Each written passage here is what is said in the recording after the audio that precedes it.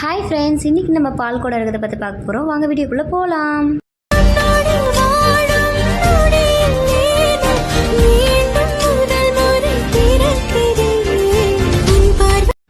எங்கள் வீட்டு பக்கத்தில் இருக்க பவானி அம்மனுக்கு தான் நாங்கள் இன்றைக்கி பால் குடம் எடுக்கிறோம்.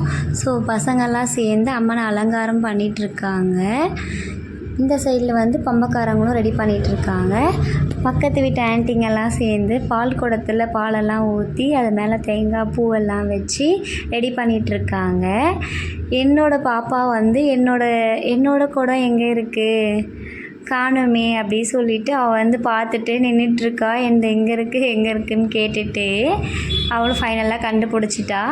அதுக்கப்புறம் அதெல்லாம் பண்ணி முடித்தோன்னே இந்த சைடில் பால் குடம் எடுக்கிறவங்க அழகு போடுறவங்களுக்கு எல்லாம் மஞ்சள் குங்குமம்லாம் வச்சு ரெடி பண்ணிகிட்டு இருந்தாங்க. எங்கள் பாப்பாவுக்குமே அதெல்லாம் பண்ணாங்க. மஞ்சள் குங்குமம்லாம் வச்சு ரெடி பண்ணிட்டாங்க எல்லாரையுமே.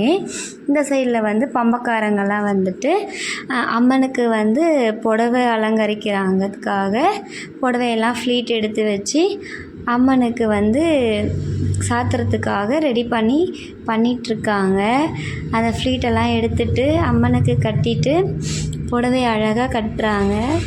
நல்லா சூப்பராக கட்டியிருந்தாங்க, பார்க்கவே நல்லா இருந்துச்சு. புடவையெல்லாம் எடுத்து சைடில் பின்னாடி எல்லாமே கட்டி அந்த மடிப்பு அழகாக வர மாதிரி நல்லாவே பண்ணியிருந்தாங்க. அதெல்லாம் கட்டி முடிச்சுட்டு அம்மனுக்கு தேவையான மாலை பூவு அதை எல்லாமே போட்டு அம்மன் குடத்தை அழகாக ரெடி பண்ணிட்டாங்க. ரெடி பண்ணிவிட்டு ஃபைனல் லுக்கு இதுதான். இப்படி தான் அம்மன் ரெடி பண்ணி வச்சுருந்தாங்க. பக்கத்தில் காப்பியும் ரெடி பண்ணி வச்சுட்டாங்க. வெளியில் ரெடி பண்ணி வச்சுருந்த பால் குடத்தெல்லாம் எடுத்துகிட்டு உள்ளே வச்சுட்டாங்க.